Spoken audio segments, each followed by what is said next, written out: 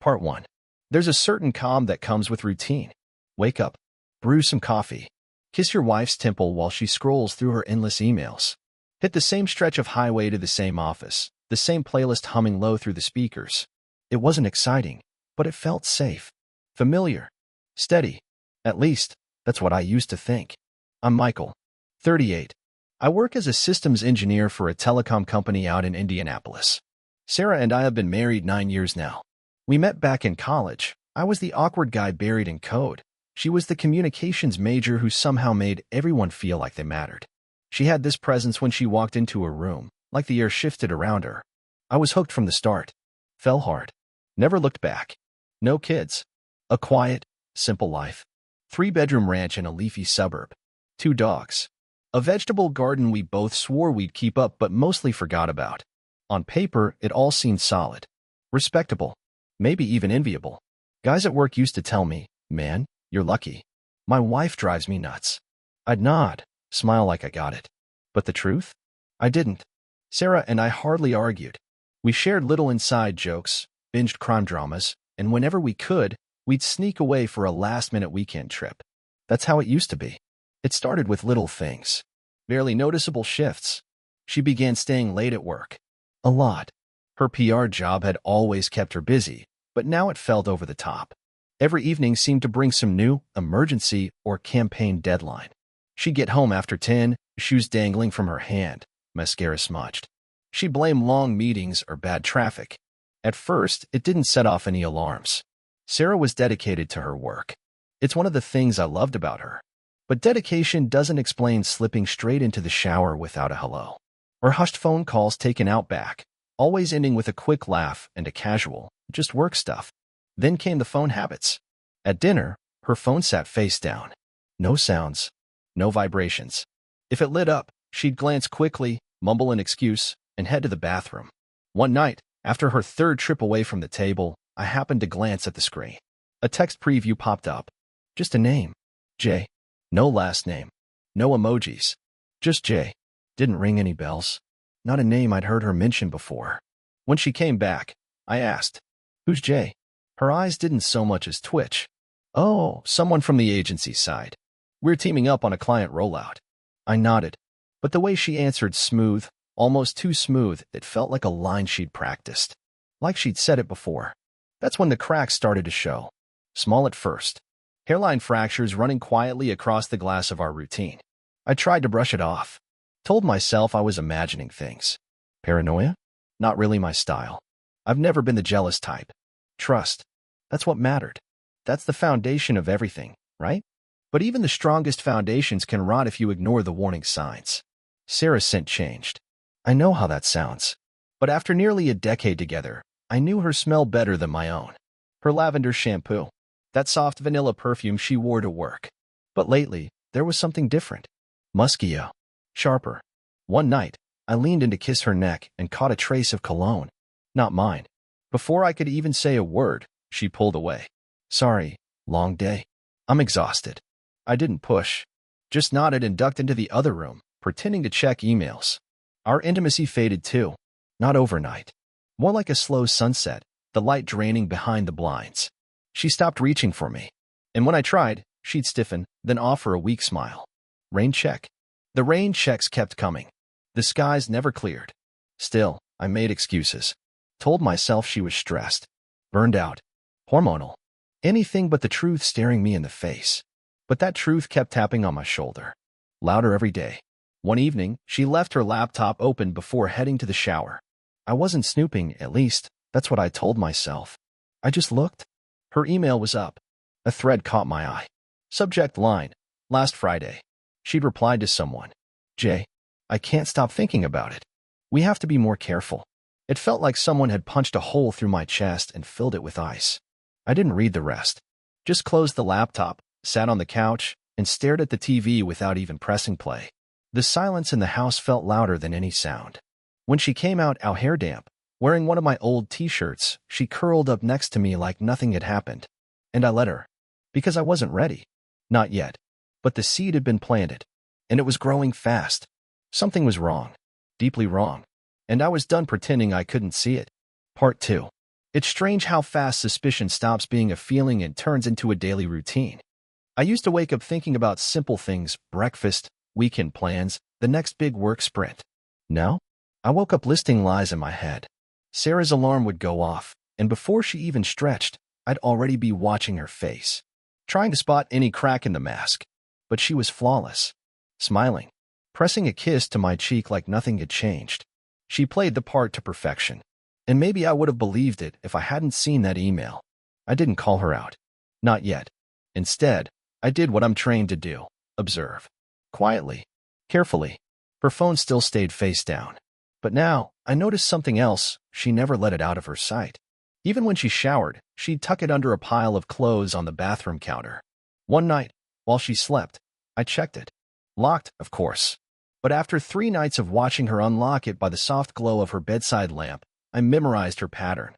It was lazy. A simple triangle swipe. Inside? Spotless. Too spotless. No J in her contacts. No J in her messages.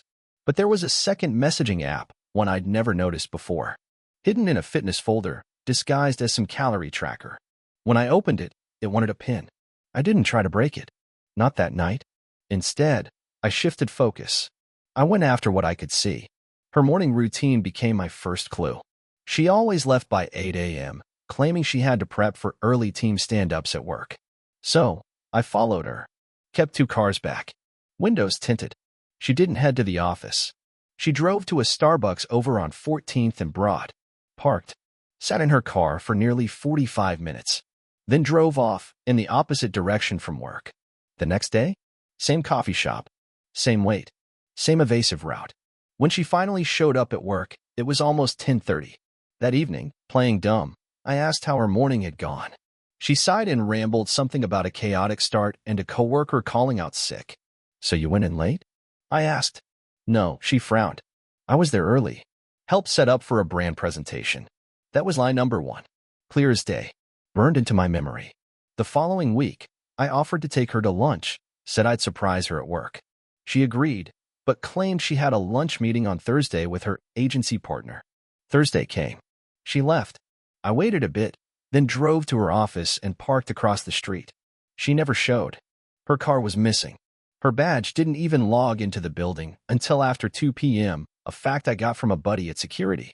A buddy I'd bribed with Colts tickets and a friendly smile. That night, I confronted her. Nothing dramatic. Just slipped it into the conversation while we ate takeout Thai at the kitchen table. How was lunch with your agency partner? She blinked. Chopsticks froze halfway to her mouth. Good. Productive. I smiled.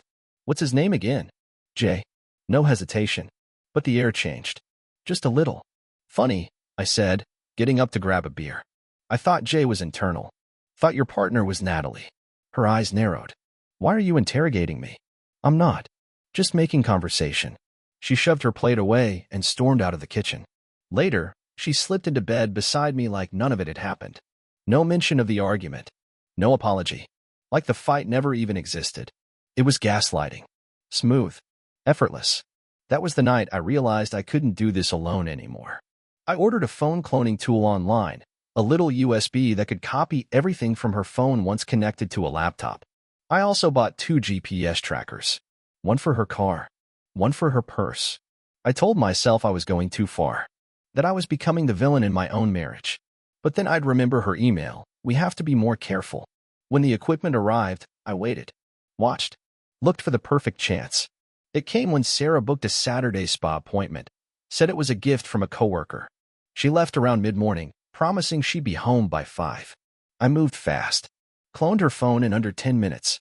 Planted both trackers. Swapped her gym bag for an identical one I'd prepped with a small listening device. The whole time, I felt like a man defusing a bomb, or maybe building one, hands steady, but my shirt sticking to me with cold sweat. That night, I listened to the first recording. Just background noise at first. Idle chat. Some music. But then, around 4 p.m. Part 3. Part 3. I hired the private investigator 2 days after I heard the recording. His name was Whitaker. Ex-cop. Sharp eyes, gravel voice, no nonsense. The kind of man who's seen every shade of betrayal. I didn't have to explain much, just handed him Ashley's name, license plate, a photo, and said, follow her. He nodded like he already knew where it was going. I wasn't looking for maybes anymore. I needed the kind of proof you could drop on a courtroom table with a quiet thud that silenced everyone. The weight nearly broke me. Every time Ashley spoke to me, I had to hold still, wear my mask, keep my hands from shaking. She was affectionate again. Her touches returned. Her lips found my cheek more often. She'd started making dinner. Started laughing again. It was all part of the plan. She was trying to smooth the landing for her lie. Warm me up for the pitch. Tell me about the baby when the timing felt safe, when she thought I was pliable again. She had no idea the house was already wired.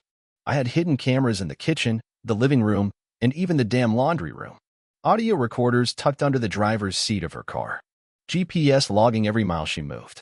Her phone was still cloned, and while she rarely texted Jay directly, she used encrypted apps that I could still scrape with the right software. But I waited on Whitaker's report. I needed the visual. The irrefutable. When it came, it was a flash drive in a brown envelope. No phone call. No note. Just a drop-off at my office, inside a sealed folder marked, Confidential, Client, RH. I closed my door, slid it into my laptop, and pressed play. First file, a photo of Ashley sitting in Jay's car, parked in the same Starbucks lot I'd seen her disappear into. They weren't just talking. She was on his lap. His hand was on her stomach, smiling. Second file, video footage. Same couple, different day. A hotel in Plainfield. She exited the lobby first, head down, sunglasses on. Jay followed 20 seconds later. They didn't walk out together. They didn't have to. File 3. Audio. Jay's voice, clipped from a phone call Whitaker had captured through legal monitoring. Jay, you think he'll actually raise her?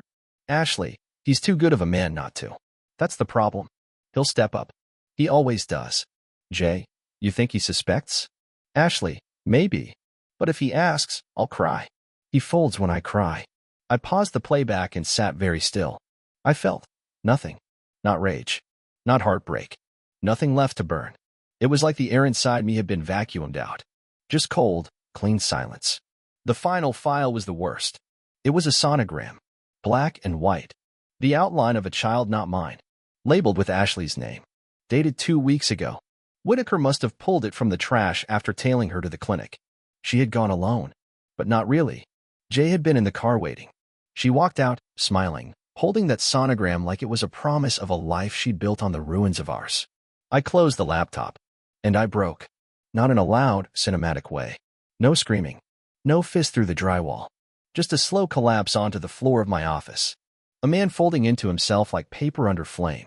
I pressed my face to the carpet and let the quiet tears come. I couldn't stop them, and I didn't try. This wasn't just betrayal. This was obliteration. Every conversation, every kiss, every damn laugh we shared now felt retroactively poisoned. 9 years of love rewritten with invisible ink. All those nights I held her close, told her I'd take care of her, protect her. She'd been elsewhere. With him. Planning. I thought about what it meant to be asked to father a child that wasn't mine. To carry the weight of another man's mistake and pretend it was love. Not for her. For the baby. A baby conceived in deception. A baby that might one day look up at me and call me Dad, while I swallowed the truth like broken glass. And then, I got up. I stood in front of the window and stared at the city skyline. The sun was setting. The sky burned orange and violet. And just like that, the emotions began to shut off. One by one. Like breakers going down in a dying building. I wasn't going to scream. I wasn't going to beg. I was going to plan. Coldly. Carefully. Quietly. The first step was legal. I contacted my attorney, told him I needed airtight guidance on divorce proceedings, custody laws, because if she tried to rope me into financial responsibility for a child that wasn't mine, she'd have a war on her hands. Second step, finances. I began separating accounts. Quietly. Diverted my direct deposit into a new private checking account. Transferred my half of the savings into a secure holding I could defend. Third, the paper trail. I printed everything: texts, photos, logs, location records. Dated, signed, stored in a fireproof lockbox in my office. And I waited. Because soon, she would come to me. With tears. With a trembling voice. With "I'm pregnant" on her lips and a rehearsed speech in her pocket. And when she did, I would say nothing. Just look her in the eye. And let her believe I didn't know. Because sometimes the most dangerous man in the room isn't the one who shouts. It's the one who smiles and waits. Jay, I told you it wouldn't work. Ashley, it will. He believes me. He always does. Jay, you're sure about this? Ashley, yes. I'll tell him the baby's his. He won't walk. He's not that kind of man. I stopped breathing. For several long seconds, I just sat there, phone pressed to my ear, the whole room spinning around me. Pregnant? She hadn't said anything to me. No hints. No symptoms. Nothing. Unless it wasn't new. Unless it had been going on longer than I dared imagine. I didn't sleep that night. Didn't blink. My wife, the woman I built a life with, was pregnant by another man and planning to pin the child on me. Not out of love, but because she couldn't afford to raise her daughter alone. And for the first time since this all began, I wasn't sad. I was silent. And silence is where storms begin. Part 4. Sarah finally told me 3 weeks after I got Whitaker's report. She sat across from me at the kitchen table, the same table where we'd eaten hundreds of quiet dinners, and drew a long, shaky breath, like she was about to deliver news from some distant battlefield. I need to tell you something, she said. Her eyes softened. Her voice trembled. I'm pregnant. I nodded. Slow. Calm. No flinch. No tears. Just a quiet, wow. I let her believe she was still steering the conversation. I know it's a shock, she went on. But I want us to raise her together. I can't do this alone. I've thought it through, and this is the right choice. She reached across the table, taking my hand like it was a stage prop in the little performance she'd scripted. You'll be a great father. I didn't answer. Let the lie hang in the air like smoke from a fire she'd sworn never happened. The next morning, I made her breakfast. Eggs. Toast. Even fresh squeezed orange juice. I asked how she was feeling. If she needed more rest. If we should start thinking about nursery ideas. Her smile could have lit up the whole room. She thought she'd won. That week, I started what I called the transition. Quietly closing joint accounts. Redirecting my paycheck. Handing everything Whitaker had gathered over to my lawyer. Each move made with surgical precision.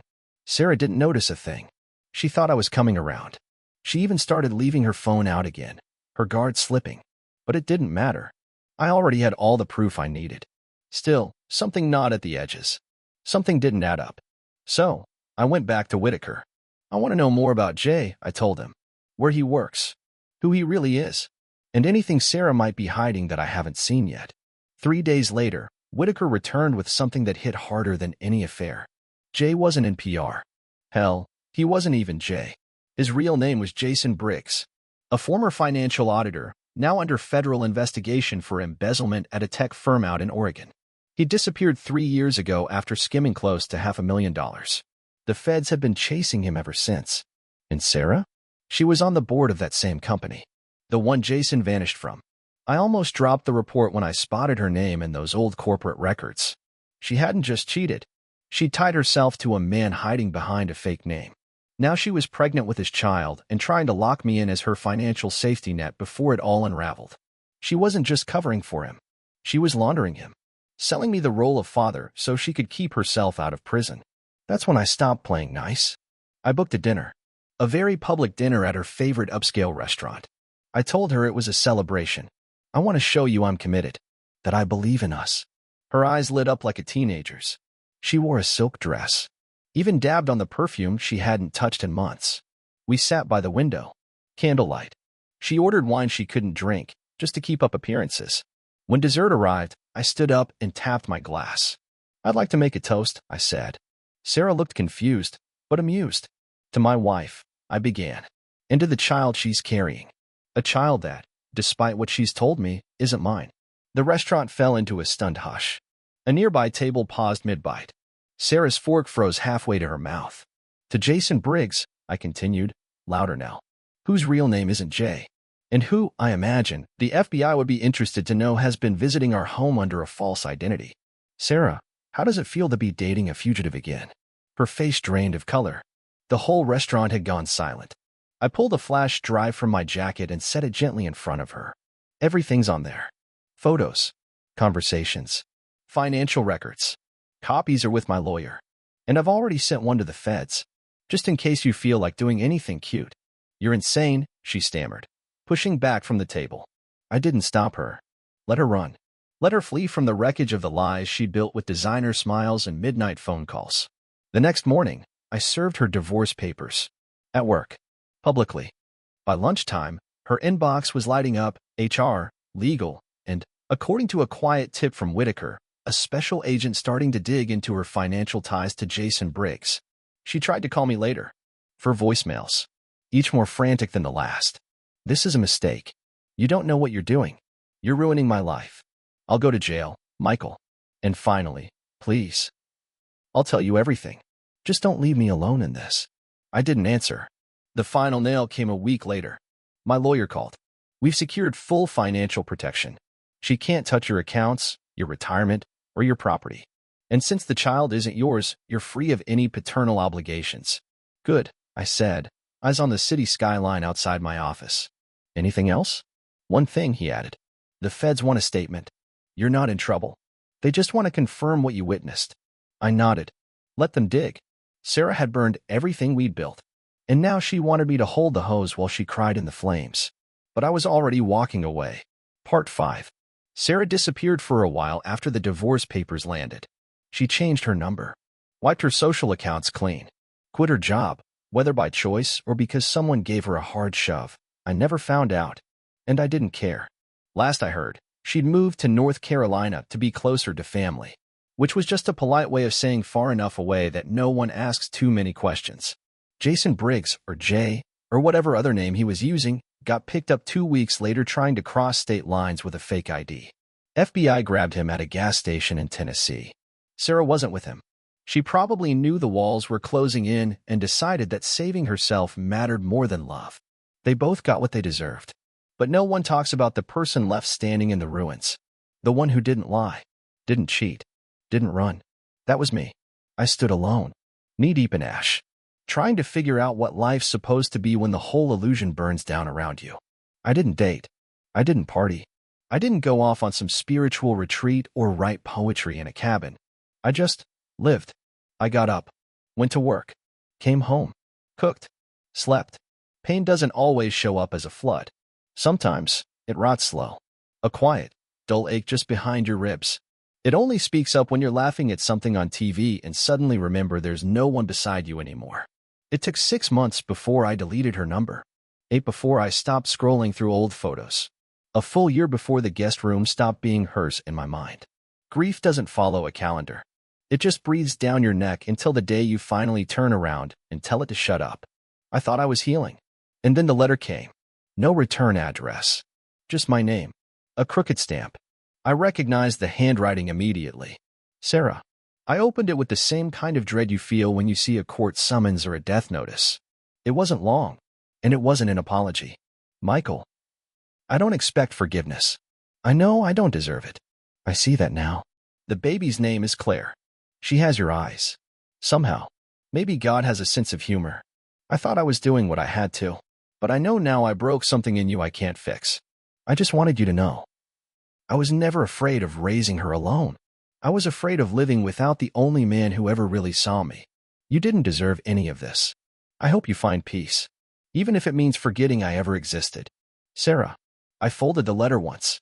Set it in the drawer. I didn't cry. Didn't shout. Just stared at that last line. Even if it means forgetting I ever existed. If only it were that easy. But life wasn't quite done with me yet. There was one last twist hiding in plain sight. It started when I visited my mom that spring. She's never been the prying type, but she always saw more than she let on. Over tea, she looked at me and said quietly, "You remind me of your father when he left." I froze. Left? Dad died in a car accident when I was 6. She stared into her mug. That's what I told you. I wanted you to grow up admiring him, not knowing what he really did. My stomach dropped.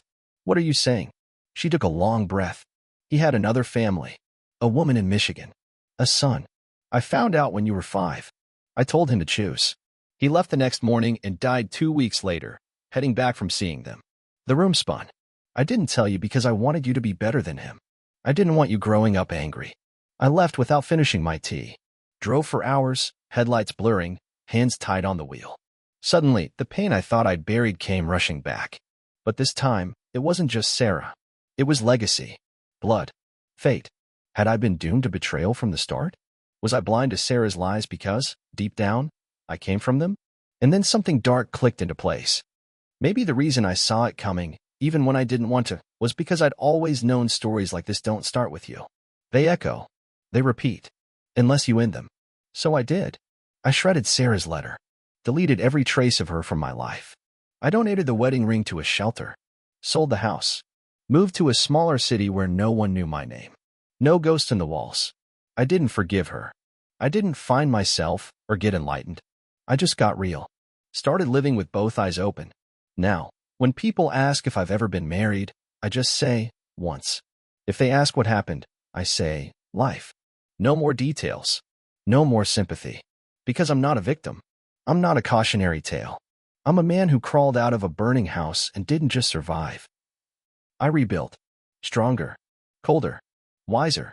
And if she ever comes back, if she ever brings that little girl with my eyes and asks me to remember who I was before she tore me apart, I'll smile. And I'll shut the door. Because I owe nothing to the woman who used my love like a ladder to escape her own failure. And the only legacy I'll pass on now? Some men might bend. But we never break. The end.